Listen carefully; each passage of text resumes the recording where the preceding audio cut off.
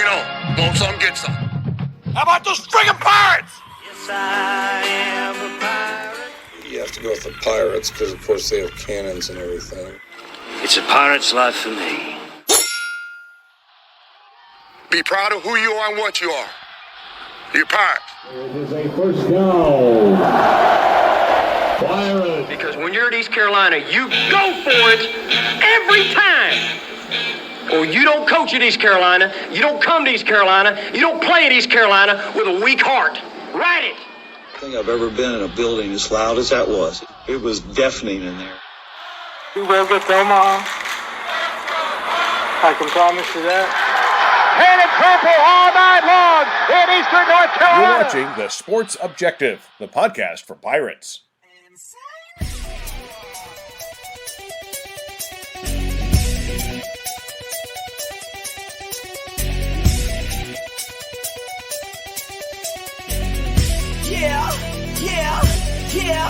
Yeah. My heart is purple and gold. I'm a pirate down to my soul, and I don't back down, not at all. Find out when the cannons explode. All right, welcome in to the Sunday night edition of the Sports Objective TSO Sunday. Let's bring in, ladies and gentlemen, all the way from the great town of LaGrange. It's Kyle from LaGrange Barber. How are you, sir? What's going on, Dave? Camp starts this week. Hard to believe. July 31st. Seems a little early. Most of the time it seems like they start around the 5th or 6th of August. But anyways, camp starts this week, so Pirate football about to gear up. Let's bring in a guy that's had a nice little hiatus. I think he's well rested now, all the way from the Commonwealth of Connecticut. Our great friend, Matt Semenza. Welcome back, man. Glad to have you back. What's up, fellas? You Nothing guys much, definitely, like Kyle said, getting the feeling of football, in the air. I spent some time. I spent probably a good hour today reading through Phil Steele's magazine, kind of prepping for the upcoming season. So definitely starting to get that feel for college football.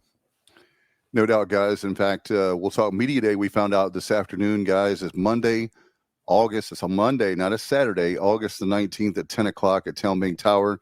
But we're going to spend a lot of time on the show today breaking down the depth chart, and our expert, our football insider, he played for the Pirates, linebacker in the 1990s under Coach Logan, and that's Matt Semenza. We'll have that.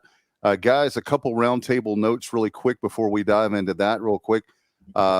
Did you guys hear about, Matt, you talked about it in our group chat on Friday, but it looks like what we've been talking about for a long time, that separation from the power schools, if you will, and the group of five and everybody else. Looks like that took place or is starting to take place on Friday as they're moving 85 scholarships to 105 scholarships. Just want to get y'all's take on that. I did not realize that's happened. So we're going to 105 scholarships. Yep. And get this. This is the here's one that's a really big advantage for us. I think that's going to be tough, but we'll talk about that in a minute. Guys, get this. Dan Wetzel's podcast I was listening to this evening right before our show. Baseball, as you know, that I hate this stupid 11.7 scholarships. Guys, they're going up to 34 scholarships. So we can basically what they're doing is they're putting a cap on the number of guys you can have. So it'll be a 34 total scholarships. So is all this a done deal or proposed? Well, they turned everything in on Friday, a 100-page document. It's official. It's official, guys. Yeah. From what I've read, huge news. Yeah, we love our retiring coach, Kurt Kraft. He's retiring after 19 years. Guys, they're going to say that you don't. It's not. Let me say this. Let me back up. It's not mandatory, okay? But if you do opt in to this level, 34 cross-country scholarships. And here's another thing: 17 for the men, 17 for the women.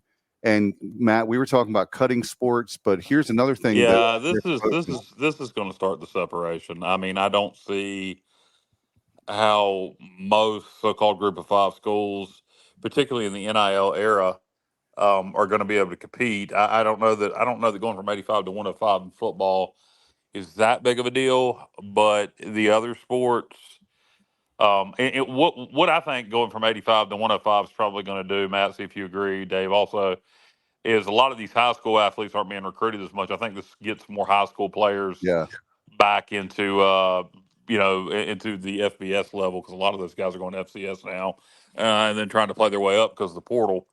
But I think other sports is where it's really, like baseball, 34 scholarships. Good God! Well, you don't have to. Here's the thing: it's not. Thankfully, it's not mandatory. Well, you're not going to be able to compete, Dave. If you don't do it, you're not going to be able to compete. Well, we're going to have to, Matt. What I was going to add is one of the ways they're going to like compete, if you will, with Title One. What they're going to do is they're Title IX. You mean? I mean, why did I say Title One? Sorry, Title IX. Sorry, thank you, Kyle. What they're going to do is they're going to have 3 layers, 3 tiers, if you will, in the athletic program. So at East Carolina, it's going to be men's basketball and football tier 1. Tier 2, you may have like baseball, women's basketball, handful there. And then tier 3 would be, so in other words, you're going to basically do what you're already doing, because you're putting a priority on football now, being we're a football school, and men's basketball. But what do you guys think about that? So in other words, scholarships and other things and staffing and everything could go to the top tier, and then you're just going to basically have just the bottom of the basics for the Olympic. Yeah, whatever's left over, right? I mean, I think that's fair, and it's a way that we won't get sued. I agree with you, Matt. When I was thinking about that on the afternoon, if I love football, and football is the number one sport at our school. And I really, truly believe, guys, that not to get into a debate here about fundraising, we could talk hours about that, but we want to talk about. Let's don't. No, we're not. But just wanted to say that we're going to have to step it up when it comes to fundraising. Even if we cut sports, we're still going to have to compete at a high level with those tier 1, if you will, sports for our athletic program. Yeah, I mean, there's no doubt. I mean, this just the NCAA continues to stick it to everyone outside the Power 5, and like I've said for years, the NCAA guys, as you know, the worst run organization in America, and they just have lost all control, and they've given all control to the SEC and the Big Ten. And just to kind of start off on the increase in scholarships for football up to 105. I mean, that's a huge factor. And, to kind of break it down, I think in the simplest terms, what you're going to see the bigger schools, the LSUs, the Alabamas, gobble up those scholarships quick, and take away scholarships from, the so-called G5. But kids what's going to happen as sort of a secondary result from that is you're going to see after a year or two, when all those guys, they realize they're not going to play, guess what? You're going to see the portal is going to be busier than ever, which is hard to imagine. It's even busier than now. And at that point, schools, I think like East Carolina, you're going to see us recruiting more and more from the portal, because those guys who go to Alabama, guess what? You're going to have 2 5-stars in front of you. Good luck getting playing time. Right. You're going to hit the portal, and now the East Carolinas, the Tulanes, they're going to gobble those guys up. So I just think it's going to have huge ramifications, and I think it's just going to make us have to recruit from the portal even more. Hey, what I think is going to become all this, particularly with affecting all sports, I really go back to, I think there's going to be a split. I really believe this is all leading to a split where you're going to have 2 levels, potentially 3 levels of Division I, or whatever the hell you want to call it. But I think the Power 5 schools and the Group of 5, and maybe some potential lower level Power 5. I just think there's going to be a split. I think a split's coming. Do you agree, Matt? Hey, I was going to tell you guys this real quick. Kyle, you were, and they're going to think we're picking on them because they're a rival school. But get on the podcast tonight, something Kyle's been talking about for a long time. It's not going to hurt the East Carolinas of the world as far as what we talked about. We'll end up, initially it hurts as far as scholarships and everything. But I tell you, Kyle's been talking about this for at least 2 years or more. The teams that it's going to hurt is the lower level Power 5 teams. And they mentioned, wait for it, NC State. So Kyle, you're way ahead of everybody on that. So I want to give you credit, but I thought that was funny. It's going to hurt those teams that they're on the other side of the bubble, and we're on this side of the bubble. we're like just close, just not quite there, if you will, for Power 5, and they're barely on the other side, and they can argue with me all day long. But guys, I'm looking at Matt. I wanted to ask you. I know you're a Big Ten guy. I'm looking at the Big Ten and the SEC. Those two conferences are about. There's not that many teams that can compete at the level they're talking about, and being more and more separation. Even when it comes to, even if you want to argue halves, I think there is an even bigger split that's going to happen with the halves, the quote unquote power teams versus the group of 5 teams. You look at NC State; they can't compete if Alabama has 105 scholarships. A lot of these guys, Dave Doran and company, Mac Brown, and all those guys at NC State and Carolina, they can't compete. Even with Carolina having a lot of money, they can't compete with Alabama when it comes to football. Yeah, I think both of you guys are right. I think there's definitely a split coming. It's happening. It's happening right in front of us now between NIL and now with this scholarship limit. And that split is definitely coming. Unfortunately, yeah. I hate it. I really do. So certainly, like, huge news there. I mean, how do you compete when you look at – just think about it like this. If you're in the Big Ten, your new TV deal is roughly $80 million per year per school. What we're getting at East Carolina, and correct me if I'm wrong, guys, 7 million per year? 7, 8 million, yeah. Right? How do you realistically, how are you able to compete with that? That is just the gap is now widening to a point where it's scary. It's getting to the point where it's just downright scary if you're outside of the good old boys club, as I like to refer to it. Yeah, it's the Big Ten, SEC, and then after that you got the Big 12, which is the next step, and then the ACC's down below that. I think the ACC's getting around $30 million a year. I think the Big 12 was 40 to 50 million a year. SEC, Big 10, I think are comparable, both 60 to 80 million a year, something like that. Something ridiculous. Yeah, so, they're even talking about the next. Isn't the next contract, Kyle, coming up? They're talking about they could get 90 to 100 million. Who's that, SEC? Yeah, and Big Ten. Well, I think the Big Ten just signed their contract, but yeah, I mean, the Big Ten's got so many big media markets. While the SEC gets a lot of eyeballs, so does the Big Ten. The Big Ten, you got so many big media markets. You got LA, you got UCLA is in LA. If anybody didn't know that. And then you got the New York market supposedly with Rutgers. Plus, a lot of other markets. We won't go into. Hey, we have New York too. We have Army. Technically speaking. I love that joke about UCLA. By the way, I mean, the Deshaun Foster media day press conference was an absolute disaster. I'm still kind of speechless, guys, when I look back at that. Bad. Unbelievable. Yeah, he was definitely not ready for prime time when it comes to winning the media day. He looked like I felt sorry for the guy. It looked like he was a deer in headlights. Like it was. I didn't feel sorry for him. I mean, he took a job as a Division I FBS head coach. No, I know that. He knew media day was coming. He's making a shitload of money. I don't feel sorry for him at all. He's in over his head, at least it appears to be. We'll see on the football field. Maybe they're a good football team, but I got a feeling without looking at his staff, they're going to be the drizzling turds. Yeah. It definitely could happen. By the way, Matt, a sidebar really fast, and we'll talk football. Your thoughts on TNT? Turner's losing the NBA. So all those guys we've watched for years in the pregame, halftime, and postgame shows. I heard they may still get their tier 3 games. Is that not going to happen now? They didn't. Well, they were supposed to, but then I read the last couple of days that apparently Amazon, they didn't meet the. I heard they matched their bid for the tier 3 games, but did the NBA decide to go with Amazon anyway? Yeah, that's what I read a couple of days ago. So there's only one more year of TNT, which they've had the NBA for 100 years. I mean, for not 100, but a long, long time. During all the Jordan years and all that, it's probably 30 or 40 years, 87, 88.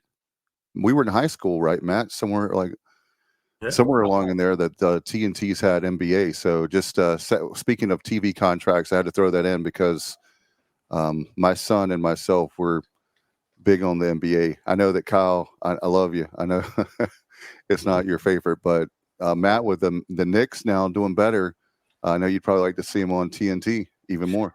Yeah, I mean, I hate that because to me, like one of the best sports shows on television is when you have Barkley and Shaq. Yeah, You know, when they're just Kenny like Smith. kind of clowning around and they're Yeah. Kenny Smith and Ernie. You know, I really enjoy that show. Like they're just down to earth guys. They have fun with it. They don't take it too serious, and Right. it's a shame, you know. And I know Barkley has said, like, he's on This record. last He year. basically said, like, if TNT doesn't get the contract, he's going to retire. Yep. Which, you know, and that kind of sucks for everybody because he's one of the more entertaining guys in the business for the NBA. I don't really love Barkley for college basketball, but I Right. really enjoy him for the NBA. So I think, you know, it's unfortunate. Yeah, you know, he's getting. How about this, guys? How would you like for the sports? He's getting $10 million, which I think is a deal for TNT. By the way, when you got guys like Luke Bryan and different ones, and I'm not knocking them, but like Luke Bryan, you'll understand in a second. American Idol, those judges are getting like $25-30 million for much smaller time on television as far as the length of the season. And you got a guy like Charles Barkley from October to June, and he's getting 10 million. I think that's a real big bargain. But I love that. That's one of the only. you get network versus cable, and I would imagine the ratings for American Idol are probably higher than the NBA halftime and pregame shows. Well, that's probably true. And they're willing to, you know, that's how they get those big stars for those shows for the Voice and American Idol. Anyway, I wanted to mention that. And one more thing, guys. I read an article today. Matt, you're going to love this. We talked about last week, and I promise those of you to tuning in for the depth chart, and we'll talk about that a lot. But I wanted to mention this really quick. So we talked about last week about how Florida State and Clemson are trying to get out of the ACC, and you know, I heard this best this week, guys, that Matt and Kyle, you'll appreciate this because you guys have been working for years. This is the best analogy I've heard about Florida State and Clemson. When you have a job, make sure you have another job before you quit that job that you have. And it looks like Clemson and Florida State, they basically are threatening to quit their job, but there's no job to go to. The Big 12, they may not even want them. I call bullshit. Well, If Clemson and Florida State it can get out of the ACC, Big 12 will take them. But right now, the Big 10 and SEC don't want them. But they're going up to as many as, this is what's crazy. I read today, as many as 10, you heard me right, 10 ACC schools for the Big 12. I mean, is it the Big 30? I don't even, what is it? Would that be 24 teams? 22, 24 teams? Help me out, JR. I see that you're in our group chat now. Something like that, but it's something absurd. But basically, you know, we were talking about the Big Four, if you will, because it's definitely the Power Four. It's looking like it's getting ready to be the Power Three in a hurry. They're going to be Clemson and Florida State another year or two in the ACC, and that's it. That's all they're going to have. Yeah, it's really pretty amazing job by the Big 12 commissioner because there was a point about a little over a year ago where that conference looked like it was going to completely dissolve. It was dead in the water. Yes, sir. When they lost Oklahoma and Texas, I mean, that, you know, there were rumors that maybe East Carolina would wind up in the Big 12. You guys remember all that? Oh, yeah. The last time I will ever get my hopes up for any conference. No, the Pac-12 last year. You remember when we were all when Stanford and Cal and Washington State and Oregon State were all going to stay together, and the American and some Mountain West schools were going to merge with the Pac-12. That was around this time last year. You're right. That was a serious discussion. We really thought that might happen. Yeah, that was very close. That was, and you know, it made so much sense. Like to your point, I mean, that was a really exciting thought when you looked at it on paper. I remember there was a guy on Twitter. Yeah, I'd like to slap him around because he's lying son of a bitch. he did some graphics. He really did. Like he was wrong about everything, but he did some graphics, and that conference that he proposed, it was exciting. It would have been pretty awesome, but hey, you know, it's fool me once, I will not fall for that again. Yeah, exactly. I think we're going to look at No, if the Big 12 and we'll get to fall camp here in a minute, but if the Big 12 takes 10 ACC schools, if that were to actually happen, hey, there'd be 4 ACC schools left. We might get in the ACC at that point. absolutely. So I was going to ask you that. That's the only way because, by the way, I don't have my.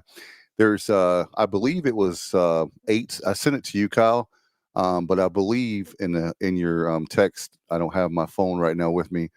That's what happens when you have kids. They love technology. But it was about how many AAU schools. I believe off the top of my head, there was 8 schools in the ACC that have that accreditation. We talk all the time about that would go to, say, potential candidates for the Big Ten. But I don't think that there's any. I don't think they're going to expand any. I think right now the only team that I see that moves the needle, Matt. What do you say, Notre Dame, as far as the Big Ten?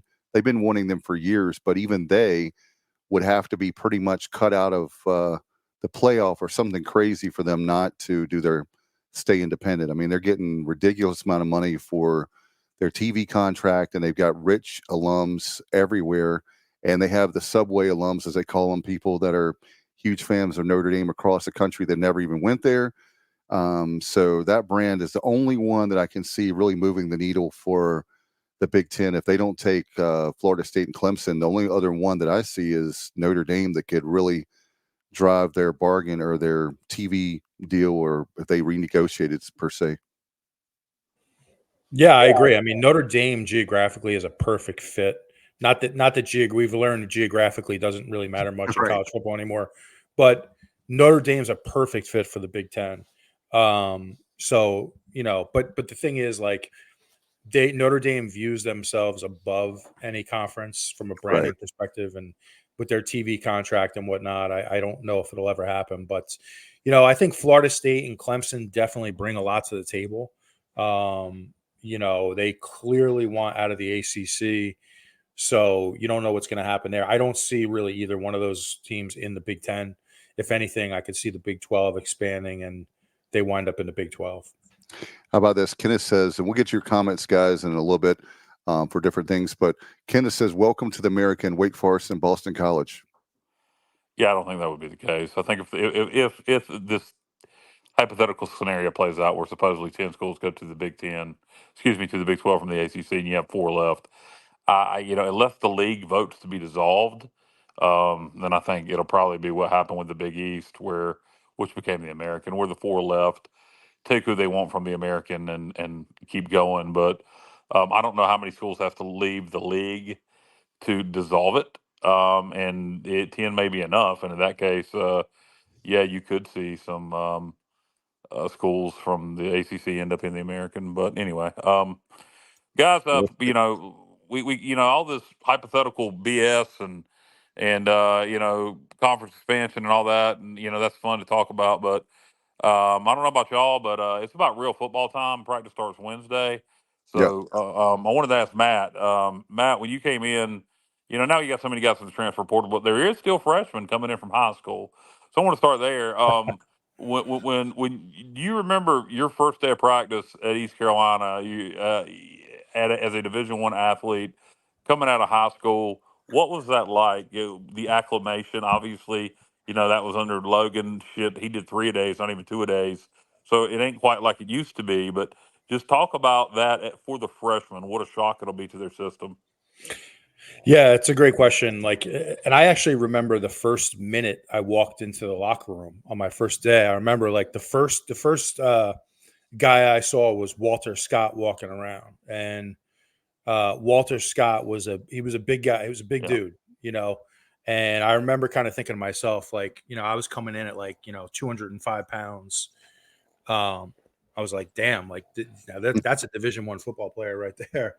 And I remember that clearly, but, it's definitely a shock to the system. I mean, during that time you were going 3 a days with weight room sessions in between and then film sessions built in all around that. So, it was insanity. I mean, what you went through for a training camp back in those days, you throw in the heat and everything else. And, it was now it's a different game. Obviously they don't do that anymore, but the biggest thing I think for freshmen coming in is you're trying to learn the system, and everything's moving really fast. Everything's coming at you fast. And you're trying to get you're trying to play the game physically, but you're trying to mentally, make sure you understand the schemes. And that can be the hardest part. And like what happens is when you're not understanding the scheme, it slows you down on the field because you're overthinking things. So the freshmen, it's a big challenge for these guys to come in. I'm a big fan of redshirt years if you're able to do it. Obviously in today's game, that's not as, common as it used to be, but it's a huge challenge, man. And, these guys, I guarantee they're having some sleepless nights right now, some knots in their stomach, getting ready for their first college football camp. Hey, Matt, I wanted to ask you as far as when you were telling that, and I'm going to use one of your words, that schedule is brutal. How in the world can you do all of that and you have the academics to worry about? It seems to me the reason I love redshirting for football, especially, is you guys have gone through so much and you're having to make that transition from high school to college. And then you have not only all that stuff, but then, hey, wait a minute, there's this thing over here called school academics, and you've got to make sure that you stay eligible. So how do you manage all that, man? You talking about insanity. Wow. Yeah, it's tough. I mean, and the reality is your academics tend to fall to the wayside a little bit. You kind of at least the first month or two, in the program, because you're so focused on, getting to practice and making it through practice and learning the schemes. And there's a lot of pressure to catch up fast. So academics can tend to fall to the wayside. And it's tough, man. You just have to balance it as best you can. But these guys, like, you can come in very mentally strong, but they still don't know what's going to be thrown at them. What's first day of camp? I mean, obviously it's different under every head coach. Logan versus Mike Houston. First day, obviously helmets only. What is that like the first day of camp? Is it just getting everybody acclimated, for the upperclassmen, establishing leadership? Obviously you're going to be, you just in helmets, but we're still I'm assuming still installing offensive scheme. But typically first day of camp, just from an atmosphere standpoint, what is that normally like? There's nothing like the first day. I mean, like I said, it's exciting. You got the knots in the stomach. Even usually, for upperclassmen. Yeah, I mean, for upperclassmen, it's a little different. You're excited to get going. Typically, the schemes. Like if you look at our defense this year, not anymore. You got so many guys from the portal. Yeah, well, that is true. I mean, and that's tough. But like if you just focus on like the seniors and the juniors that are in the program, they've been here for a few years, they know the schemes. So now they can just go out and focus on playing football without the mental aspect of it so much. But I mean, you raise a great point regarding the portal. That puts more pressure on the coaches because they have to get those guys up to speed fast. It's a lot more coaching that has to be done. And then, from the perspective of the newcomers into the program, they're just getting the mental reps. Those guys are coming in, they don't know the schemes, and there's going to be a lot thrown at them, and you really have to have good teachers. That's where, like, you have the reason why some college coaches are great and others aren't so great. The great ones can teach. They can get those guys up to speed fast. So, the bullets are going to be flying, so to speak, starting on Wednesday. When you were here, we got a new offensive coordinator, new offensive scheme. When during your playing time, did you switch defensive coordinator or defensive scheme anytime you were during your time at East Carolina? Actually, so during my time, the defensive coordinator was changed my freshman year. Okay.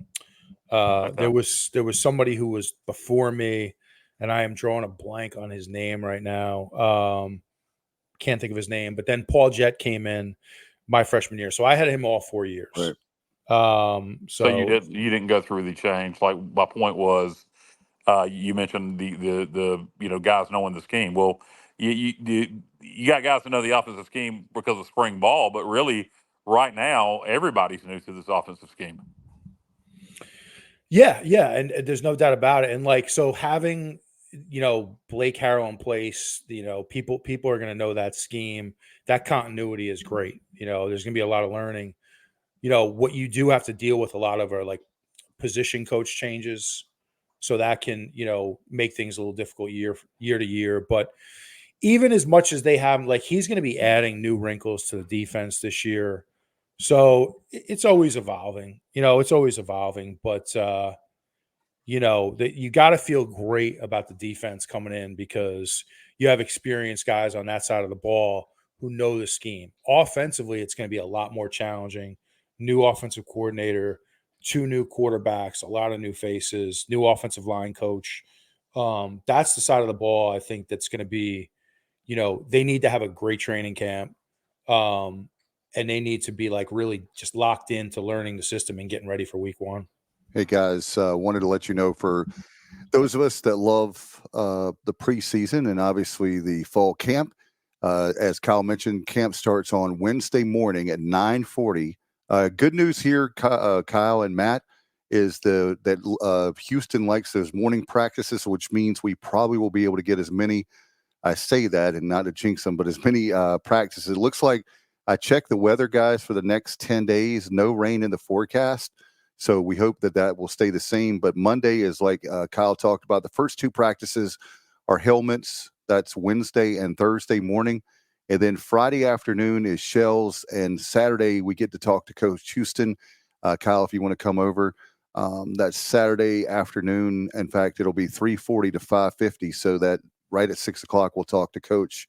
But it looks like right now you've got a lot of great practices. And so far, that first part of camp all the way through, it's looking like the next 10 days, like I said, no rain. So hopefully we're less than $2 million away from the practice facility being funded. So even without the practice facility, so far so good when it comes to the weather to get these practices in. Yeah, and practicing in the morning is always a good idea. Higher chance of shower and storms in the Right. afternoon and evening, just how weather works. But in the summer. But Matt, I was going to ask you in regards to practice, how much on the field practice do upperclassmen, or on the field coaching do seniors and juniors do to freshmen? How much help? You guys just worried about making sure you retain your starting job, worried about yourself, or is there some coaching that goes on from the upperclassmen to the freshmen? Yeah, that's a great question. And really quick, see Irving Bennett, he mentioned Coach Rowe. It was actually Larry Coyer was the defensive coordinator before I came in. So just to throw that out there. But good question, Kyle. I mean, you're definitely focused on your own position. You're focused on making sure that you continue to be, if you're a starter, you have to maintain that role because there's always somebody new coming up to take your spot. But at the same time, my mindset was always like, if there's a younger guy that has questions, I don't mind going out of my way to help that guy because it's good for the team. You want to win, right? Yeah, you want to win. So that was always my mindset, like to try to, be a team oriented guy. But, you hear stories like the one that comes to mind is Brett Favre. When Aaron Rodgers was drafted, it's kind of a famous story that Favre would not go out of his way to help him at all. Wouldn't give him any help. He wasn't going to give him any tips, like nothing. He's like, this is my job. You need to go earn it. So there's definitely the competitive aspect. Like you're looking at the guy behind you trying to take your job and you're like, hey man, like, good luck, but you're not taking this job from me. And so it's really competitive, but it's there's definitely some of that goes on.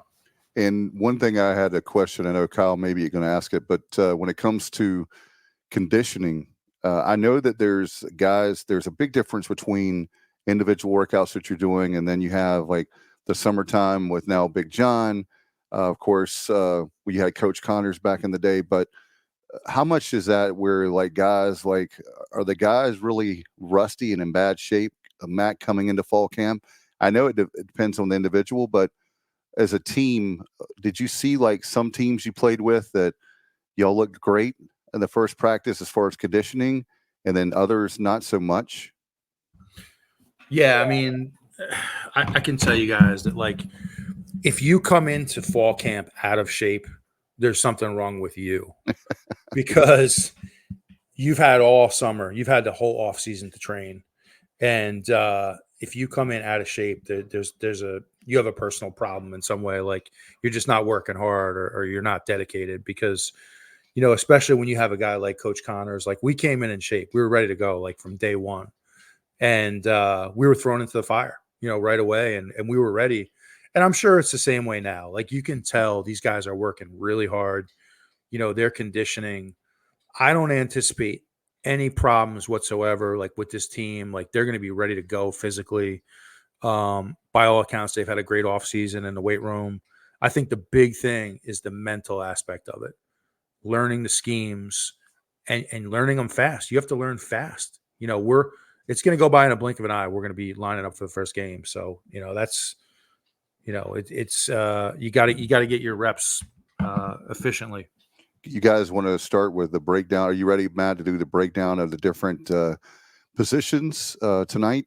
Because it looks like with you were talking about Phil Steele earlier, we've talked all off season about how it's looking great for this team. The group chat, we've talked about you, me, Kyle, and Bubba about the off season. We're really happy, even though I know it's strange to say, I've said it many times, it's looking really good to be excited. And I can't believe I'm excited about this season after we went 2-10 last year and 1-7 in the league. It's hard to believe, but bringing in John David Baker with the transfer portal guys we have, with the defense coming back, just want to get your take before we get into position by position. It looks overall like a promising year.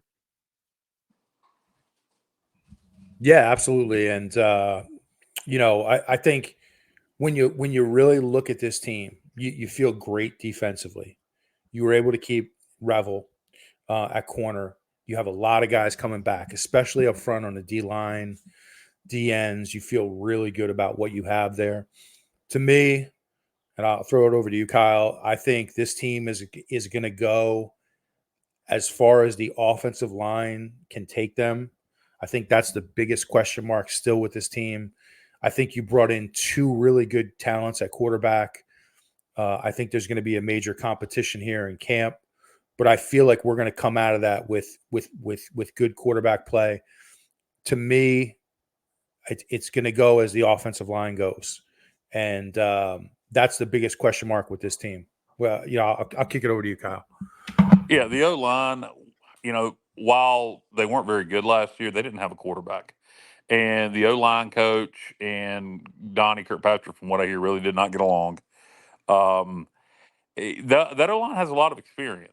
We got everybody back. We brought in the kid from Maine, who was an FCS All-American or whatever he was. He all conference, whatever. Very successful at the FCS level for the Black Bears. So you got him added to the mix, and then we have everybody back. Another thing to think about with the O-line, Matt, is we're going to a true spread. Or is it going to be a true air raid? Is it going to look more like Ole Miss? I got a feeling it's going to look more like Lincoln Riley's offense, to be honest. Maybe the 2013 version, 14 version, we'll see. But those O-line typically take wider gaps, and you get rid of the ball so much faster, and you also the tempo. It wears down the D line. Right. So I think some of that right there, from a schematic standpoint, is going to help this offensive line. In my opinion, in terms of the quarterback situation, it sounds like Coach JDB, John David Baker, does not want to go into the first game without naming a starter. Sounds like he wants to have that starter named as soon as possible. So, you anticipate maybe 2 weeks into camp, we have a starter named.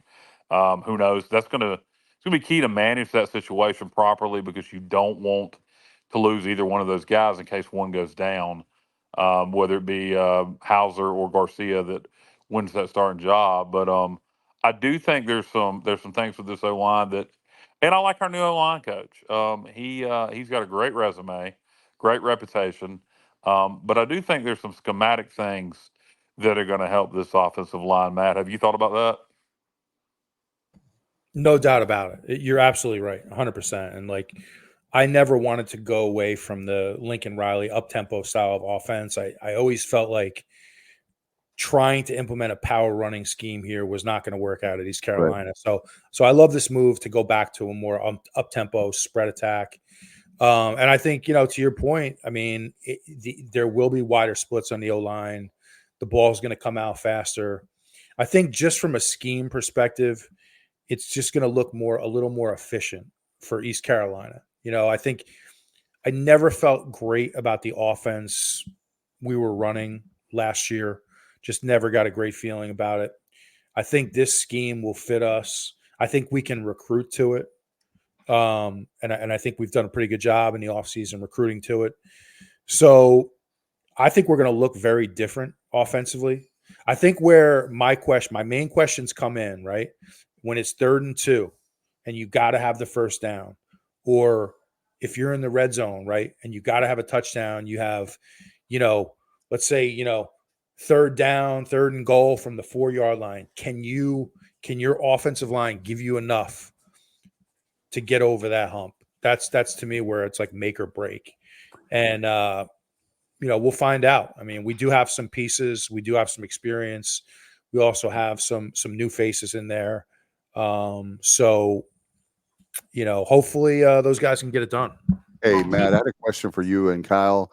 My son is downstairs playing the new college football game. I gave it to him today. Question for both of you, and Kyle, you know where I'm going with this question, and maybe you guys, Matt, maybe you can help me. Both of y'all can. We talked about on the show last week, that Garcia is barely ranked higher than Hauser, but what I heard was it's a really close race, but if you had to go with edge right now, what I was told is Hauser is more like a game manager. He's the guy that's going to get you down the field, not make a lot of mistakes. Garcia is more like a gunslinger between the two, but I just want to get your thoughts on both of y'all on the quarterback rating on the new college football game. Back in the day, it may not matter about, stats, but these video games are so much like real life now. It just makes you wonder. One's an 80, one's a 79. The 80 got the start. I think it was based on arm strength. But in terms of who will win the job, and I don't know. I've watched tape on both. What I've seen out of Hauser, he seems a little bit more mobile in the pocket to make things happen than Garcia. He's incredibly accurate on mid-range throws, and also what I've seen out of Hauser, at least on tape, he doesn't seem to be scared to throw the ball in the red zone. Garcia has a cannon. He's incredibly accurate on the deep balls. He can also pull it down and run it. But incredibly accurate on the deep balls and has a cannon. I know if Logan was here, which one he'd like. But it would not surprise me. Based on the scheme, my guess is Hauser wins the job. But it wouldn't be surprised me to see either one win it. Matt, what do you feel looking at the depth chart? John David Baker talked about the receiving core here and talked about the pieces we brought in and some of the pieces we had here and how he thought, last year, the quarterback, they were greatly underutilized. He claims this is the best wide receiving core from a depth standpoint he's ever had. And I have trouble believing that, being he was at Ole Miss. I agree. Wow. Being he was at Ole Miss, but he says that. He says he thinks this is the best wide receivers core very deep from a depth standpoint he's ever had. What are your thoughts on the wide receivers? The guys we brought, he was it Javari Patterson, I believe that's the kid's name. He's huge on, the kid hadn't even caught a touchdown pass here, and he thinks he can be a star. He's been here since Holton played here, and he just thinks he hasn't been used right. What are your thoughts on the receiving core? You obviously haven't seen it like he has, but do you think it could be he thinks it could be a huge strength for us. And he talks about he wants to do like Lincoln did and play a ton of receivers. And he thinks our second tier of receivers could start at a lot of schools. Interesting. That's definitely high praise. I mean, I hope he's right. I mean, I think we definitely have some pieces there. Soel, I think, is a guy that, and I hope I'm not butchering his name. I always say it wrong. Right. He's a guy that I think really came on towards the end of the year last year. I think he was really you saw his progress as the season went on. So he's a guy you feel really good about coming in. I think you look at Winston Wright, very talented guy, transfer from Florida State, who's had a lot of success at this level. I think he fits in more in that slot type role. And so you bring in experience there and definitely like some playmaking ability. So I think, really excited about, what those two guys can bring. And then, obviously you have Smith, the transfer from NC State, who by all accounts is a deep threat. Like he can really run. I think he's a 4.3 40 type guy. Wow. So, you definitely brought in some nice pieces in the offseason to go along with what we have. So I think there's a lot to feel good about. I really do.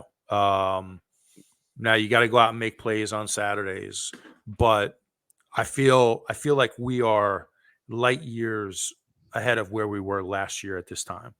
From a pass catching standpoint, we brought in the tight end from Oregon, who caught, I believe, 8 touchdown passes there last year. Before that, he had caught quite a few touchdown passes at Ole Miss. So he played under JDB at Ole Miss. And then we brought in a transfer from Ole Miss who hadn't played much there, but is extremely talented. So tight end is, will block, obviously. You got to block a tight end. But in this scheme, he's utilized in the passing game a lot. Bringing the kid in from Oregon / Ole Miss that, is good with catching the ball. What do you think about the tight end room, despite losing what's his name to A&M? Calhoun, yeah. I mean, I feel good about it. I think you're going to see this staff utilize the tight end a lot more than what we've seen. And I think you're going to see the tight end used in an H-back role as well, lined up as an H-back, almost like a fullback, in the backfield offset. I think you're going to see a lot of that. I feel really good about that signing, Kelly, from Oregon. Yeah. I think he fits. He catches a lot of touchdowns for me on NCAA 25. Yeah. Well, he knows the system. He knows the scheme, and that's huge. So you feel good about him. Getting back to your question earlier about like what's the challenge of fall camp. Well, you just brought in a guy who knows the scheme, so he should be ready to go right away. And then, by all accounts, I mean, you have some good talent in that room. You look at Desario Riles, who played as a freshman last year, very talented kid out of Florida. He's going to make plays for you. I see him a little bit more as like a detached tight end where you can put him, in the slot against linebackers and he can make plays. But then you throw in the guy from Ole Miss, very talented, another highly recruited guy out of high school with talent. So another room, and again, knows the system. Really good about. Yeah, right. Yes, the system exactly. So, no doubt. And I want to ask you guys, as far as, do you guys seeing? One of the things I loved about in the past with a tight end is the fact that the catches in the middle of the field where they can really take a big hit and they can, it seems like there's such in my opinion, a mismatch when you have those big, solid tight ends that have really good hands, and all of a sudden they're in the middle of the field, they catch the ball, and you're like, where did that guy come from? He runs that cross pattern. I don't know. What do you think?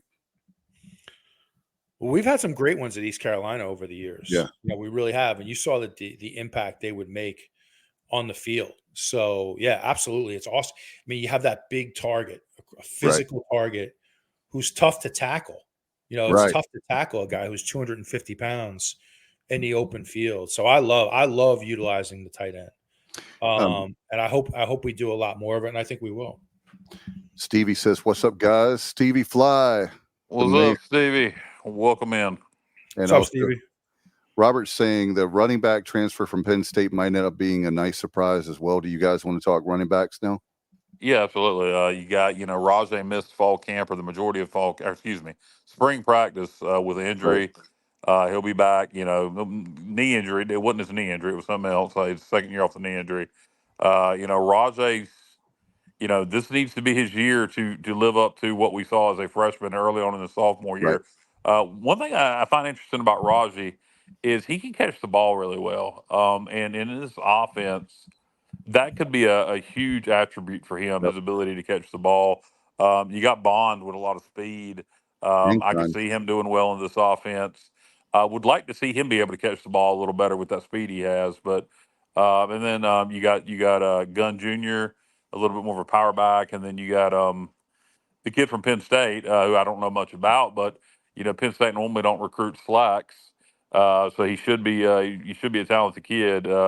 What are your thoughts on the running back room, Matt, and particularly in this new offense, Rajay's ability to catch the ball out of the backfield as he showed in the past? Yeah, I think you summed it up perfectly. I mean, really, another room you feel really good about. Rajay now, last year, his first year coming off of ACL, you could tell he just lost some of that burst. He just didn't have some of that burst. But it's the second year. You always see it. The second year off ACL is when you get back to 100%. You saw it with Saquon Barkley with the Giants, right?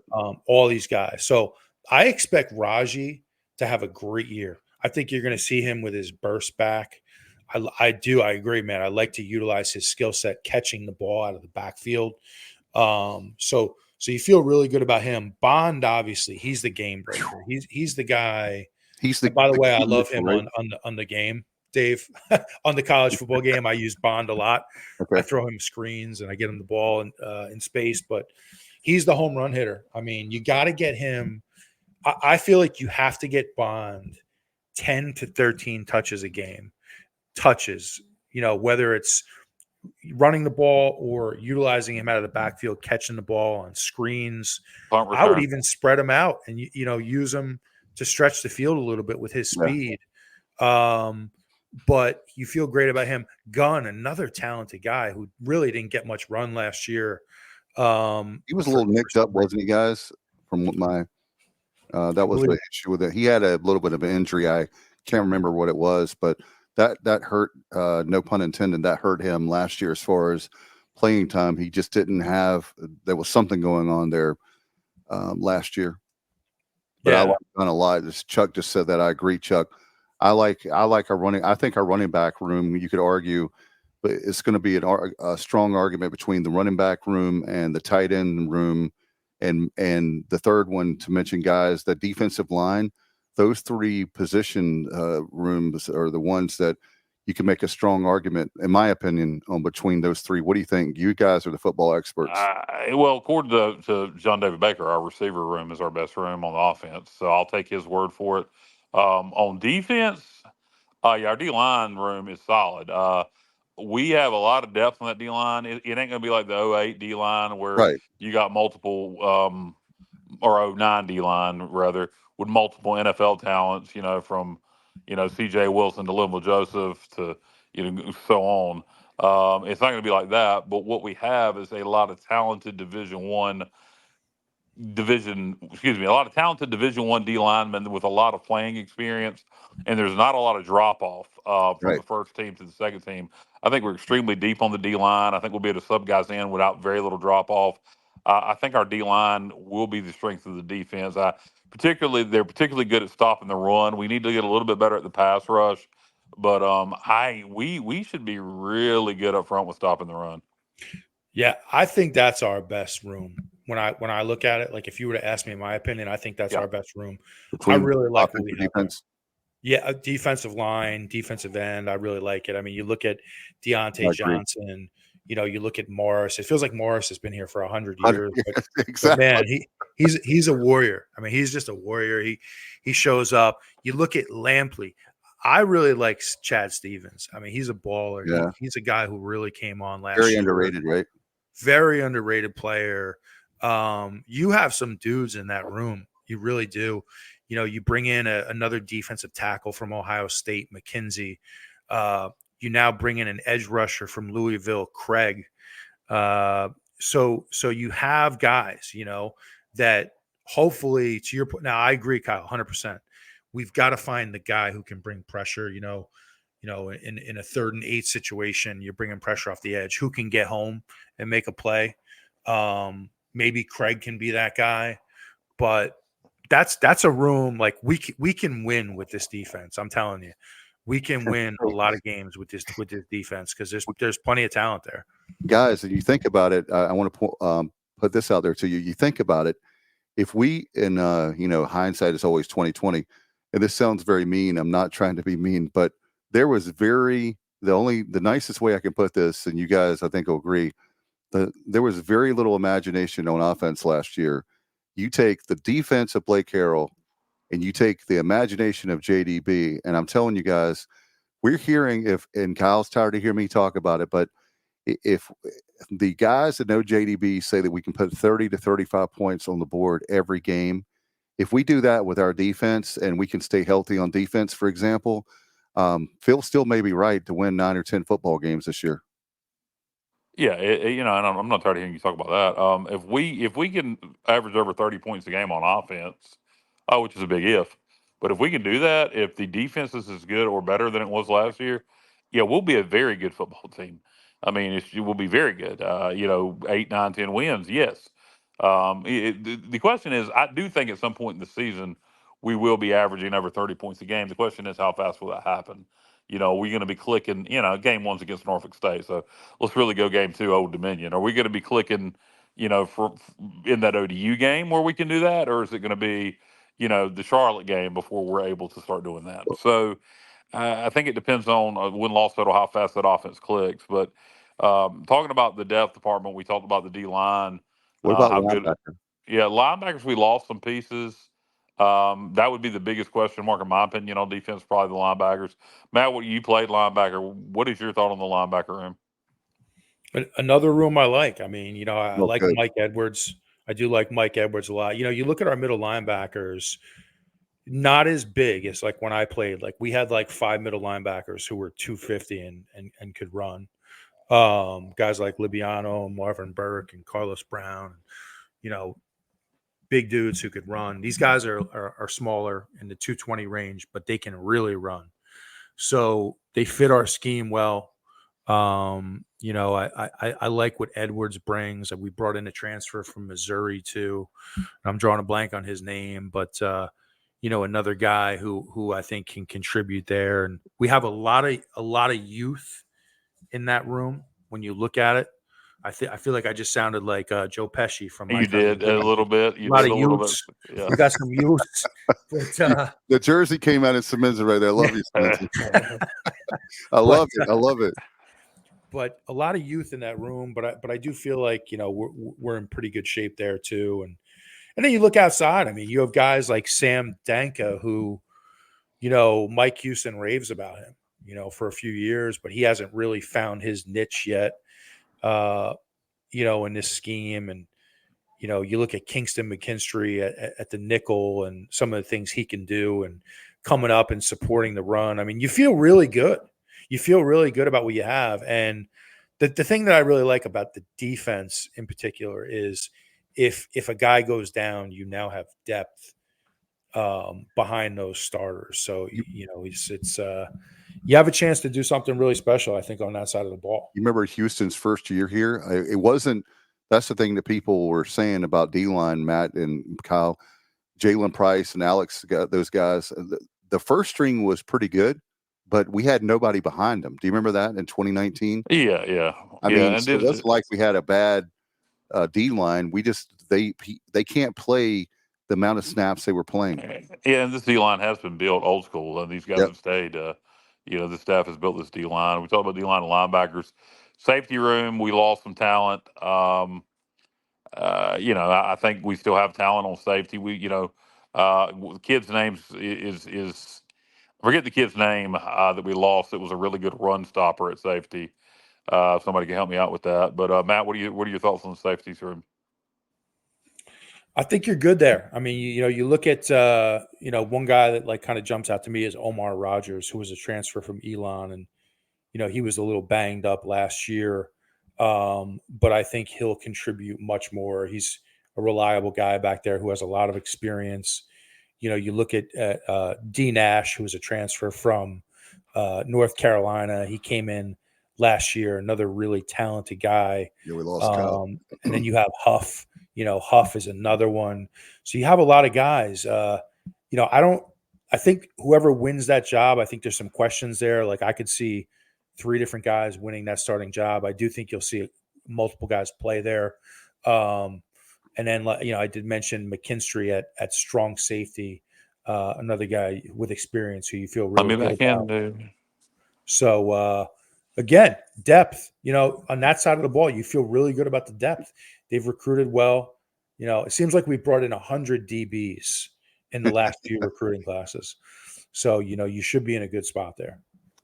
Yeah, and Kyle, you the guy who was talking about Julius Wood, Robert put that we lost there at safety.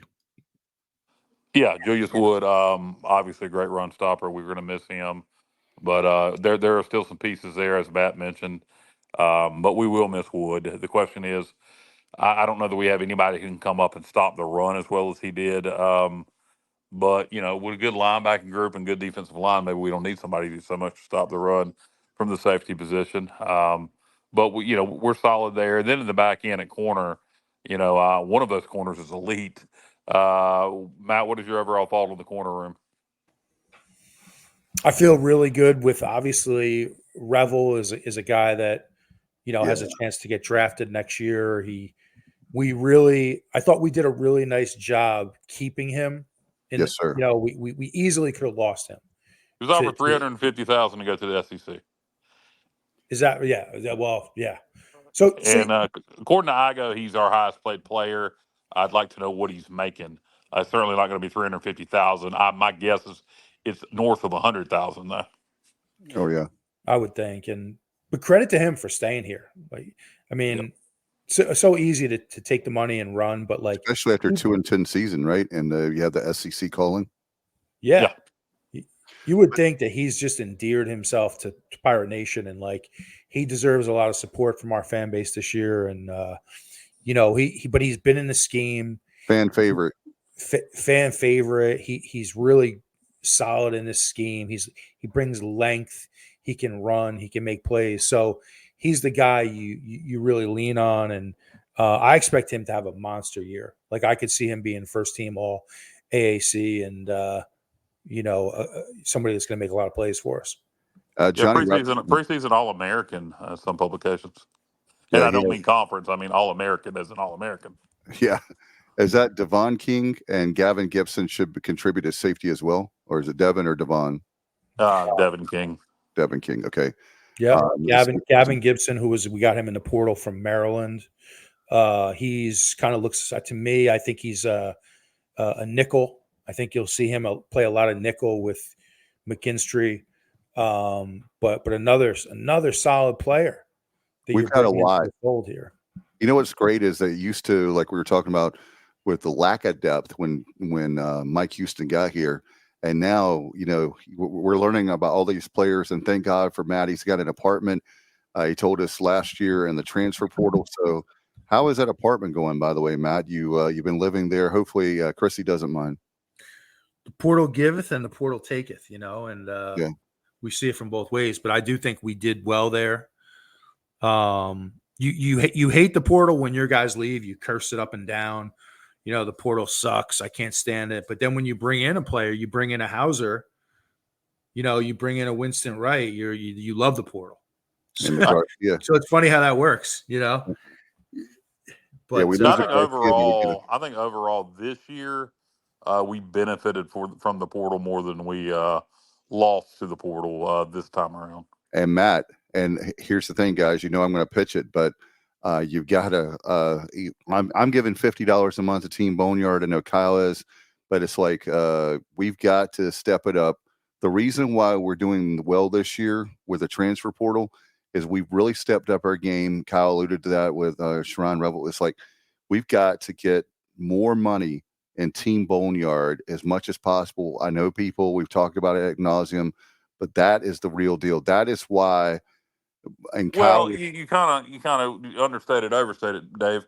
Put it like this: Siobhan Revel, however you say his name, was offered $350,000 to go to the SEC. As loyal as he is, and as much as he knows he can be a star here and have a chance to be drafted high in the NFL draft coming out of East Carolina, if we couldn't pay him $150,000, right? There's no way he stays. So. He's, per Igo, the highest paid player on our team now. So, NIL is very important in today's age. You give the team Boneyard. if you want us to keep competing at at this level and be successful. And I think the proof's going to be in the pudding, so to speak. I think Yeah. this year, with the money that was put into NIL this offseason, to get us over 2 million, I believe. I don't know the exact number, but I believe it's over 2 million for our football war chest for this season. Um, if the money we've spent equals to wins, I think people will continue to give to NIL. So I think it's going to be on the field performance. People get a chance to see what they paid for this year, and I think I think that's going to be the biggest thing for NIL. If it proves to be successful this season, I think people will continue to give. People like to win. No, no doubt about it. After last year, we're hungry for wins. And Matt, speaking of wins, I've been asking folks, and we haven't had a chance. I know I want to give a shout out to your great son Chase, who is you've had a busy summer. Your daughter Avery is going to South Carolina. Your son Chase is doing very well, and hopefully we can get him recruited in the purple and gold. That will be a very special moment. But anyway, if we have any baseball people, Chase Simmons is the real deal. And he may be coming from Connecticut, but the kid can play baseball. See Matt Simmons on that one. But anyways, I've been enjoying. It's been awesome to watch when you send us stuff. It's really cool. But as far as I know you had a busy summer. You have the first time back with us. What's your take on Phil Steele saying, one of the models shows 10 wins? Are you that bullish, or are you like cautiously optimistic? I mean, how many wins are you thinking this year? Man, 10 is definitely bullish, and I like the optimism. I think we need at least 8. I think we need 8. I can see 8. I think one of the keys when you really look at this season, and Kyle talks about this a lot, and I think you're spot on. You have to win that game at ODU. You really have to win that game. I think that's a huge game. Obviously you're going to get Norfolk at home. You go get ODU, then you have App State and Liberty. And, you really would like to, obviously if you can come out of that 3-1, you feel great. You feel great about what you have in front of you. If you come out of that 2-2, or 1-2, you're still in pretty good shape. But man, if you come out of that 1-3, now you have an uphill battle. So I think that ODU game is the one that can really like propel you forward or can set you back. I agree, but I will say this. About that ODU game. ODU won 6 games last year. They beat App State and Norfolk. It is possible. It is possible for us to lose to ODU and turn around and beat up App State the next week. You got an East Carolina team that's a little better than maybe they looked at ODU. You got App maybe just upset Clemson, comes in here thinking they're going to stomp a hole in us. You got an electric crowd, and then all of a sudden that ODU loss don't matter so much if we beat App State. But with that said, I sure would rather beat App or ODU, get that out of the way, be 2-0, and have a chance to be 3-0. But yeah, overall I do agree with you. That ODU game is very important week 2. I think it kind of sets a tone. But with that said, if we lose it and we play well, I think ODU is just better than what people realize. I think if you took a poll of the average person, I don't know how many people realize they went to a bowl last year, and then they beat App State Norfolk last year. I think if you ask most people, they don't realize that. Even people in this area. Kenneth's saying, I think we lose 2. He's saying at Army and at Liberty. The at Liberty game is going to be really hard, and maybe you could argue with the. But isn't Army going back to more of a triple option again? They actually did that the second half of last year. They are. I don't know. A lot of people are bullish on Army this year. They went 6-6 last year. They had a very weak schedule. I'm not saying Army's not going to be a good football team, but look, they don't do NIL. That's right. While they've always been at a recruiting disadvantage, I think you're going to see them drop more and more. And I know, by the way, historically, maybe the script's flipped this year. Who knows? We've never lost Army ever, and we've never beaten Navy in Greenville.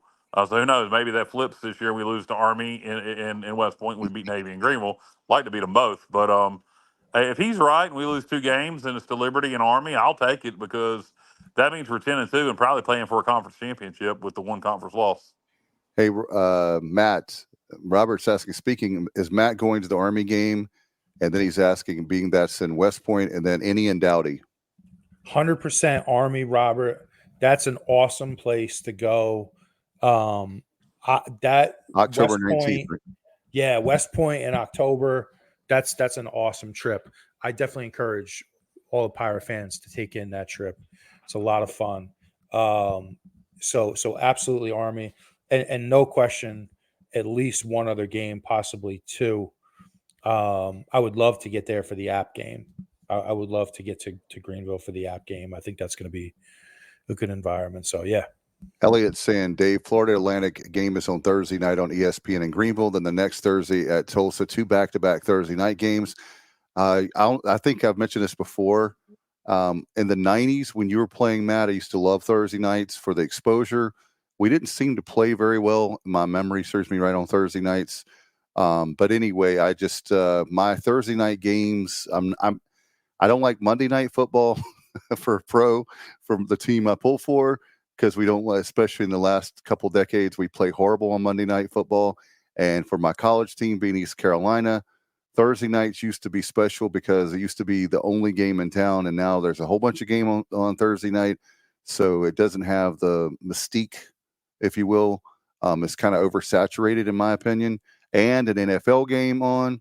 So Thursday nights are not what they used to be. However, maybe it won't matter this year. Well, from a win-loss standpoint, I think you got to look at a lot of the opponents we've had on Thursday night. But one home game on a Thursday night doesn't bother me. Yeah, and this at Tulsa, right? Yeah, well, we have Florida Atlantic at home in Greenville on a Thursday, Right.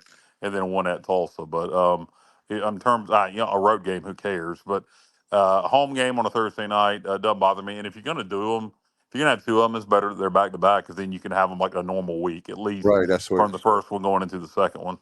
And Matt, I love all 3 of us, and Bubba too, all 4. We are Jersey nerds, and my gut feeling, you guys think that's going to be the blackout game?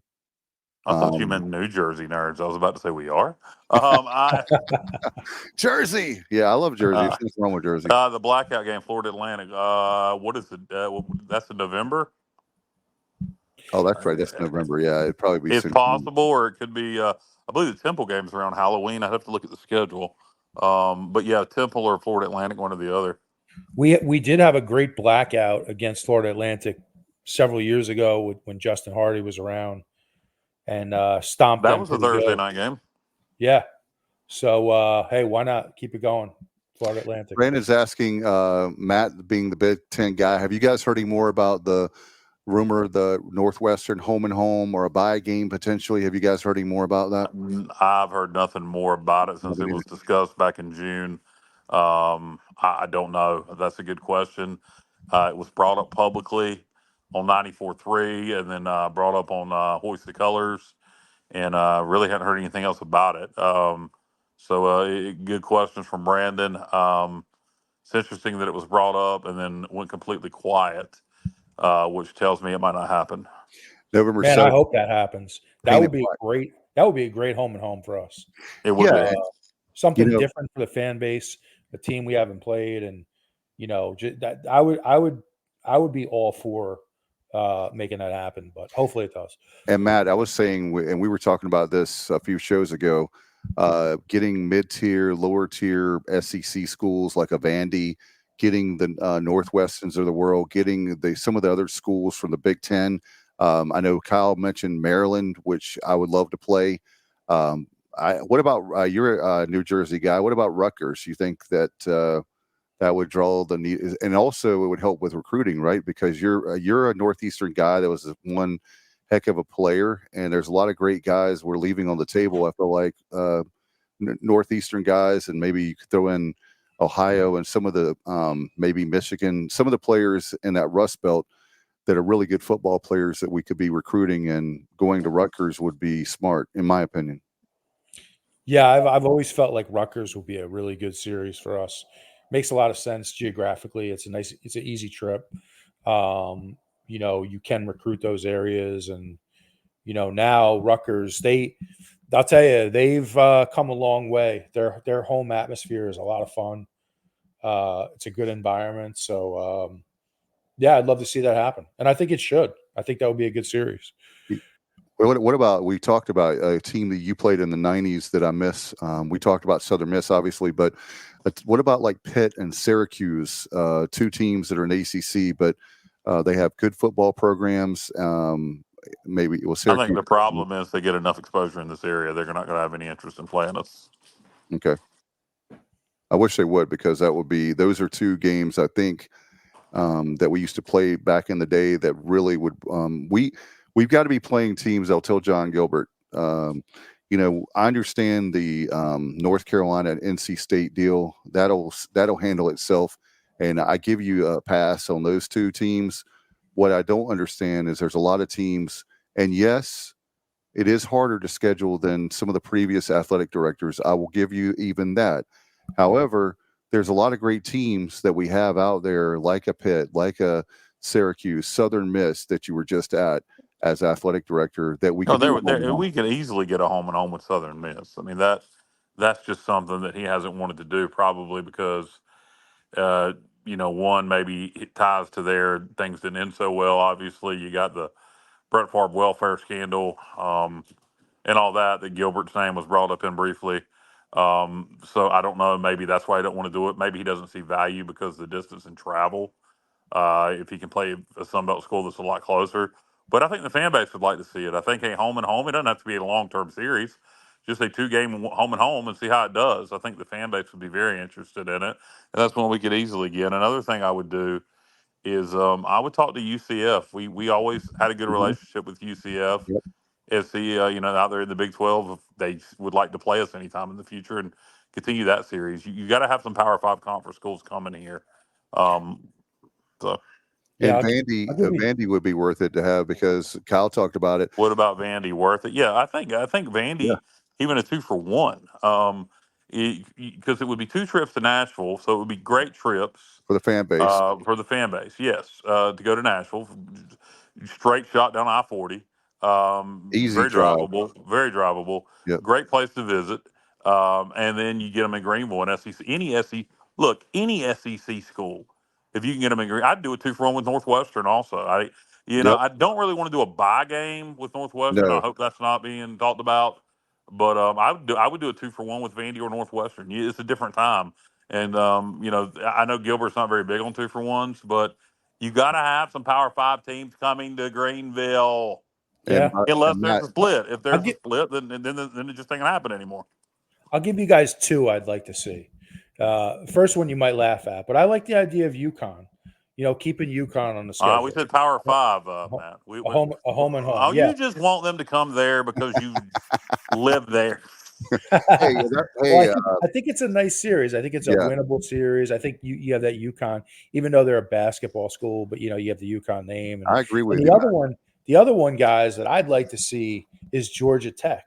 I'd like to see Georgia Atlanta Tech. Market. I really would. I think that would be great for our fan base. I think it's a team, to my knowledge. I don't know if we ever played Georgia Tech. Nah, not that I can remember. Again, though, Matt, I kind of use the same thing I would say with Pitt and Syracuse. They get enough exposure in this market. What interest would they have in playing us? But again, like you said, the 2-for-1, and maybe you play a game. And hey, Matt, Kyle. Kyle mentioned before, Matt. If you do a 2-for-1, maybe you say we'll take our home game to Charlotte. Even, whatever we have to do. There's got to be creative ways, and we're not anti the administration. We are not at all. I just think that when you look at it, there's 130. Is it 134 teams that keeps going up? Is that right, guys? I believe that's right. Yeah, I think that's right. Yeah, Kennesaw State. Again, I have no problems playing them. I think there's so many great teams, and there's a lot of people like myself who are excited about potentially. By the way, Matt, what are your thoughts on the bye game in 29 with Clemson? We haven't had a chance to ask you that. I love it. I love those matchups, marquee matchups for us. It gives our a chance to play the the best out there, and I don't like it every year, but Right. I thought unfortunately last year, like the game at Michigan, it was really bad timing for East Carolina, because we just didn't have a good team last year. If it was the year before, it would have been better. Would have been so much better. I feel like it would have been, I'm not saying we beat Michigan, but I think very competitive game in a lot of aspects. And, but I like those games, whether it's every couple of years. I love the game down at Florida several years ago. Oh yeah, in 2015, man, we had them on the ropes. We did. Should have won it. You were there, right? I was there. Yep. When that ball, when Kemp fumbled on the last play, I was had a heart attack. But it's like the 20-yard line. Yeah. Well, no, we were going in. We were going in. We would have won the game right there. There was a receiver. No, it would have been. We would have had to either go for 2 or kick an extra point to go to overtime or go for 2. It wouldn't have been a win. It would have been a situation where if we'd have scored there, then it would have. Ruffin said he would have went for 2 in that situation. So interesting. Man, I'll tell you what, that was to me, that's what makes college football. And I'm not getting on a soapbox, but I really believe if we do this split, and I understand why they're doing the split. However, the whole thing with March Madness, and I'm not trying to make basketball better than football because I really do love football, and I'm glad that we have the program we have at East Carolina, or I would not be a college football fan. It were not for us being a football school. But I do like the David versus Goliath. I like the Matt Simenzas of the world, the 90s ECU football team that were giant killers. I mean, we killed a lot of teams. Miami, you could go on the whole bunch of teams that nobody would have said there's no way in the world that East Carolina is going to win. Now there's a storyline there. You can forget about it. And I also think that you're not growing the sport, you're hurting the sport. The sport could be the number one sport in the entire nation, but the NFL will always be number one because the college football people are your own worst enemy. Sorry. It hurts because I really want to see I would really like to see the sport of college football grow. So I'm not a hater at all. It's frustrating when you see there's so much potential for the sport to grow. And, you have a Greg Sankey. He can say all day long, well, the cop out, well, my job is to protect the SEC. Well, it is, but you need to grow the sport, or if not, the only people eventually that's going to care about it are all just in the SEC. Yep. The NCAA cares about the SEC and the Big Ten. Yep. And everybody after that is kind of gets the scraps. Is there, talking about the split really quick, is there any hope for East Carolina to be able to make that jump? Is there even a fighting chance that we can do it? Well, how do you see that? How is the path to victory? Because I know it's doubtful, but how would you, I'm going to make both of you ADs or co-ADs. How do you pull it off to be able to make that leap where you're going from, we were talking about at the beginning of the show for people joining us now or just in a little while ago. We were talking about early in the show about going from 85 scholarships to 105. And the reason they went back to 85, guys, wasn't it to be more competitive, where more people had a chance?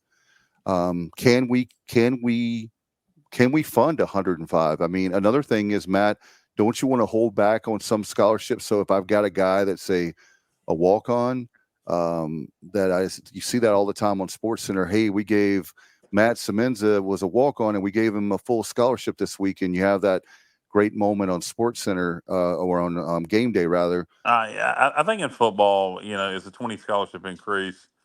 Can we compete at that level? Probably. But the baseball thing is even more concerning. 30-some scholarships. That's insane. So. I think our days of chasing Omaha are probably over. Unfortunate, sad, but true. I think a split's coming. And at this point, I almost welcome it. I know a lot of people probably hate to hear that, but it's just is what it is. How to get us to that next level? Well, we're not getting in the SEC or Big Ten or even the Big 12. So how do we, go up a level, make a little more money? My guess, it would be one of two ways. One, the ACC loses a bunch of schools. That's what you read my And mind. That was my and thinking. and you know, let's say they lose 8 to 10, and maybe somehow we end up in the ACC, or if the Pac-12 reforms as a Group of Five Super League, so to speak, with Washington State and Oregon State leading the way, and then instead of them just joining the Mountain West, they take the best of the Mountain West and then the best of the American, and maybe a couple teams from the Belt, and form a Group of Super Five League. Super League called the Pac-12 or Pac whatever. I would use that Pac-12 branding with Oregon Hell State, yeah. Washington State leading the way. I would think those are our two best chances of advancing ourselves. What we got to do is start winning. That's You number know, one. we can't do anything about our media market. Um, we our strengths are our fan base and what we can draw. We have a huge football stadium for a Group of Five, so that's our strengths. We need to start winning again to fill it up. I think when East Carolina wins at a high level, we get pretty good attention because of how rabid our fan base is. I think people like to see us win when we are winning, from a national standpoint. But anyway, to answer your question, simple answer is to win. The more complex answer would be if the ACC loses a bunch of schools, or if the Pac-12 reemerges as a Group of Five Super League. I think that's our best chances of advancing ourselves. Yeah, I think those are all great points, and we have something special at East Carolina. We have an incredible fan base. We have an incredible stadium and game day atmosphere. I can't say enough about what we have in that regard. We have passionate fans, but we do need to win. And I think it was very smart bringing in John David Baker. I think the scheme he runs can win it. I think when you look at winning, like what entails winning, you have to have schemes that can work in Greenville. Yeah. And I think this type of offensive scheme is good for East Carolina. A high octane, up tempo. I mean, you talked about it before, Kyle. This gives you a chance to kind of level the playing field with the offensive line. Yeah. Because we can't get those guys that Michigan gets. We can't get the guys that Penn State gets up front on the O-line. But if you have a great scheme, and I think so, I think this was a really good move. I thought we had that, under Ruffin, and then we kind of went away from it and tried to be, I think, something that we're not. So I really like this move, and I think you have to schedule appropriately. You have to continue to recruit and coach well, but you have to win games, and when you look at the schedule this year, this is a golden opportunity for East Carolina. I mean, this schedule lines up really well for Mike Houston in year 6, and no Memphis, no USF, and no Tulane. Yeah. So if you're going to win, if you're going to win the American, and you get Navy the very last game, and we could be going. It could be a super season, and we've never beat Navy at home, guys. I mean, that you talk about Thanksgiving, that could be an early Christmas gift. We could be thankful that we finally get over that hump of beating Navy the very last game. In other words, my point with that is, Houston talked about there. It was several years in a row that the folks doing the schedule in the American, they had Navy having the bye week right before us, like a few years with Houston in a row. And he brought that up at a press conference. So it's good to have them the last game of the year. And I Kyle, we've talked about it a couple of times, but it could be Semenza. I hope it's not, that we could be the difference of not going to a bowl and going to a bowl that last game of the year. I hope to God that's not the case. But, there's all kinds of storylines that we don't know right now, obviously, because we haven't played the season. But if I had, again, I'm saying 7-5, but I could easily see where, Phil still knows a lot more about football than I do, the college game, and he's having anywhere between 8, 9, or 10, right? No, he didn't say that. He said that all six of his sets of power rankings are his computers, to make it easier, calls for us to go to a bowl, and one of us calls for us to go 10-2. He also has us as the most improved team in the country. But so here's a question. Here's a question from Elliot real quick. Help me out, guys. He said they have us predicted 7th in the conference. The media, the media. Yeah. The American media. 2-10 season. They're not going to have us. I thought, Matt, we were talking about last week. And that's 7 out of 14. So that's they still think we're going to go to a bowl. So, right. you know, 7th doesn't sound as bad as it appears. Steele has us picked 4th or 5th, but he notes that as the order of who he thinks is the best teams in the league. And he also notes we don't play 3 of his top 4 in Tulane, Memphis, and USF. Again, so Matt, I don't think, I think we finished 7th. That's probably a 6-6 type year. It'll be interesting to see. I wouldn't be surprised if the offense clicks early. I'll say it again. If the offense clicks early, I don't think we would win the regular season, but I could see us fighting for that second place shot to be playing for the conference championship game if everything goes right. We could be playing in December, is what you're saying. Well, we're going to be playing in December, I think, regardless. We better be for a bowl. I know, I'm talking about for conference championship. I think it's possible. By the way, Irving says, unfortunately, with this schedule, we could go undefeated and easily miss the college football playoffs. See Liberty. See Liberty. Our schedule is not as easy as people need to quit with that BS. See Liberty last year. Look at their schedule compared to our schedule. If we go undefeated, we would have beaten App State and Liberty, who are considered the best teams in the so-called group of 5. How many? And also, you got to look at who your opponents play. Army. You could be beating an App State team that just beat Clemson. If we go 12-0, 13-0 after winning the conference championship game, we will be in the playoffs. Yeah, and Matt, to your point there, Kyle. Also, you look at Old Dominion. How many teams last year, guys? It's a lot that were bowl teams last year. There were bowl teams are bowl eligible. Top of my head, App State was a bowl team. Old Dominion was a bowl team. Liberty was obviously, New Year's Six bowl team. UTSA was a bowl team. Army was 6-6, but didn't go to a bowl because played 2 FCS opponents, and they got their 6th win late against Navy. Jesus, I'd have to look at the rest of the schedule off the top of my head. I know those were bowl teams. Temple was not a bowl team. Charlotte was a bowl team. No, Charlotte was not a bowl team. Not even close. I don't know what you're talking about. This because they beat us. Let's see. Tulsa, not North Texas. Navy. No, they were 5-7. Florida. Navy was not. And that was my point, guys. I'm glad Matt, when you look at the schedule, it's a lot of times because of our non-conference. But if you look at our conference schedule, it's tough at first, but somehow if you can do well in that first half of the conference schedule, then you have Temple, Florida Atlantic, Tulsa, North Texas, and Navy. A lot of people are big on North Texas and Florida Atlantic. We'll see. Yeah, what did Florida Atlantic do in the offseason exactly to be? I don't know. That's a good question, Matt. We need to look that up because they were bad last year. And I know this is year 2 for Tom Herman. He's a good coach, but they were a pick ahead of us in the preseason poll, and they're coming to Greenville this year. They must have did great in the portal. We need to look that up. I have not researched Florida Atlantic, but I'm not big on them. I think they got a quarterback, Cam Fancher. If I'm not mistaken, was he at Marshall last year? He may be. I'm not sure. Somebody who's watching this will know. Cam Fancher, I believe, is going to be the starting quarterback for FAU. I know that name, Matt. Yep.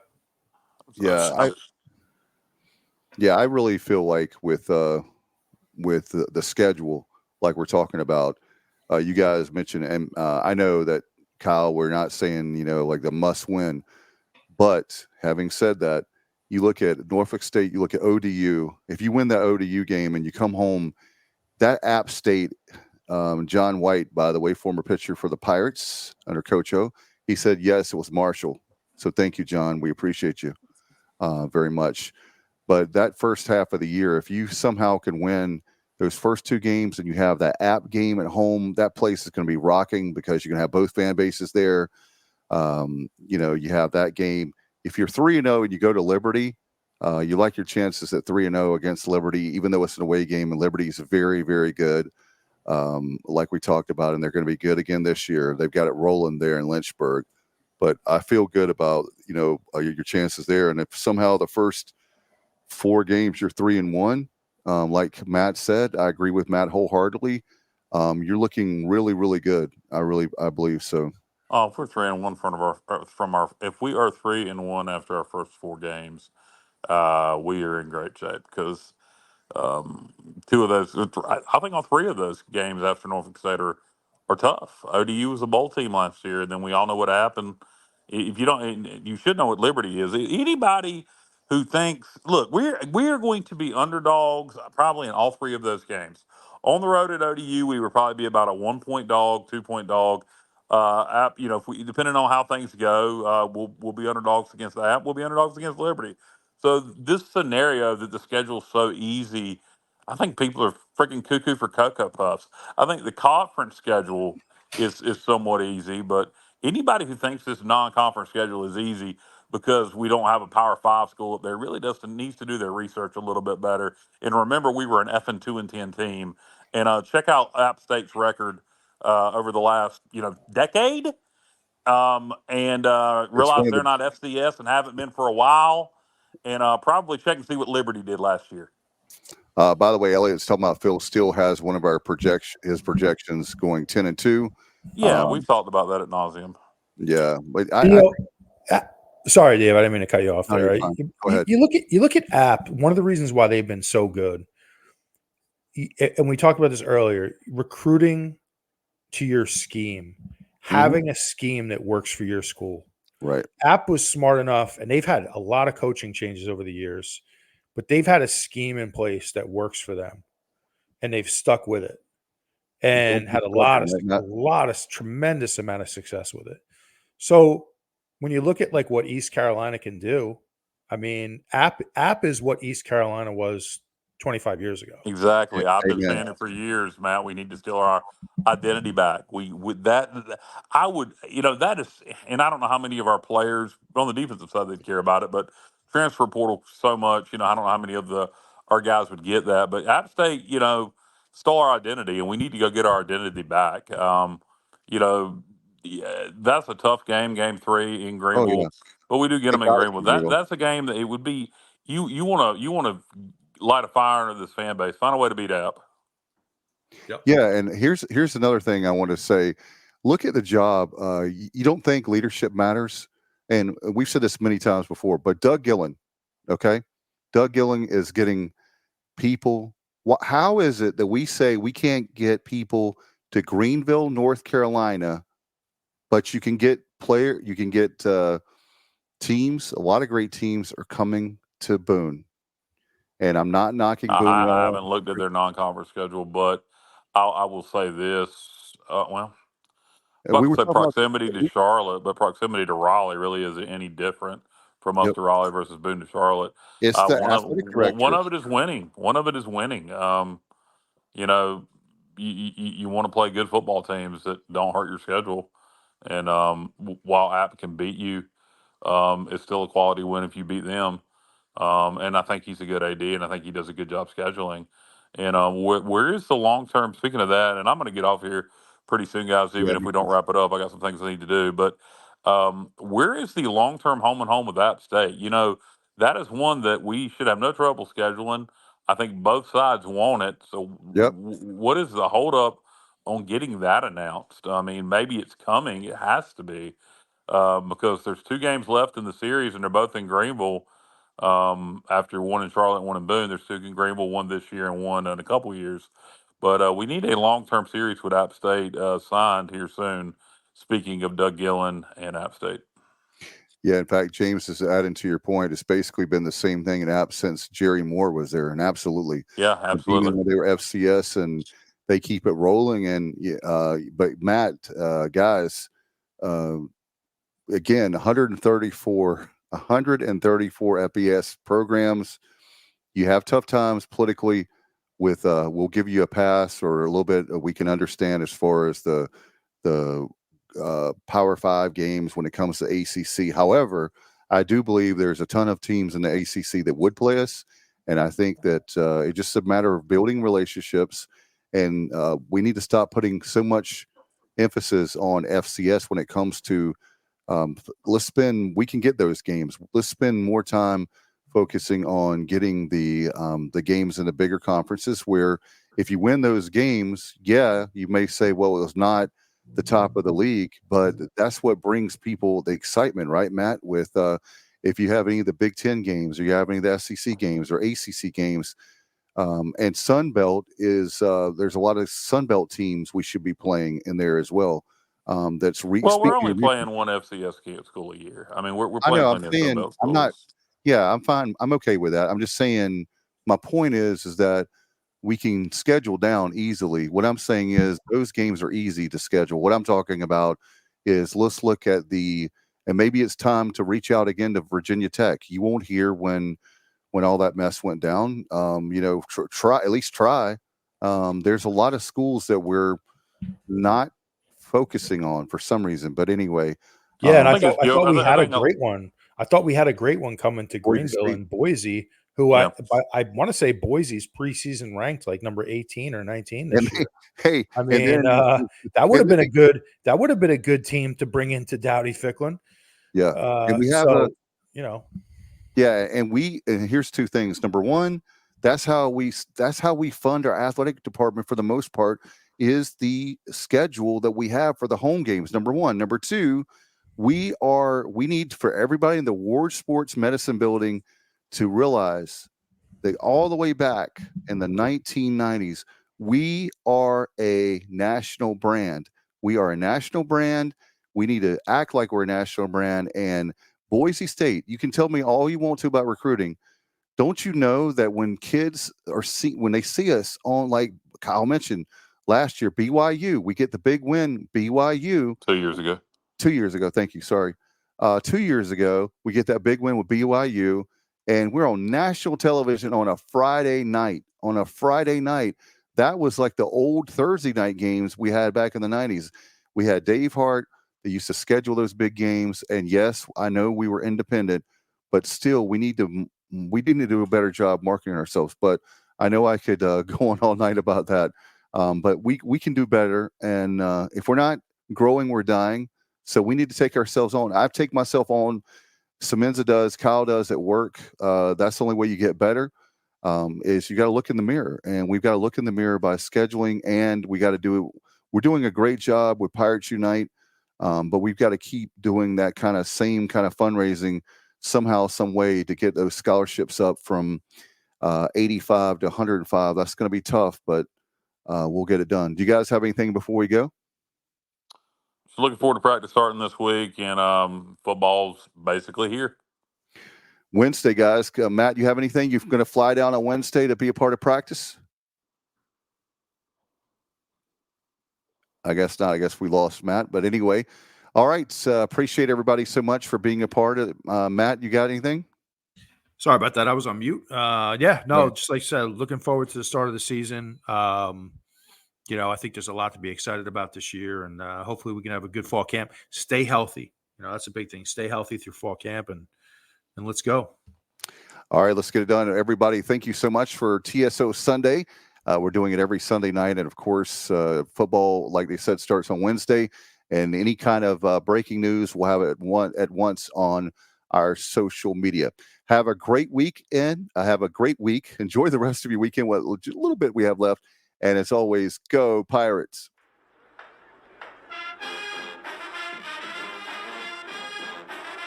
You're watching The Sports Objective, the podcast for Pirates.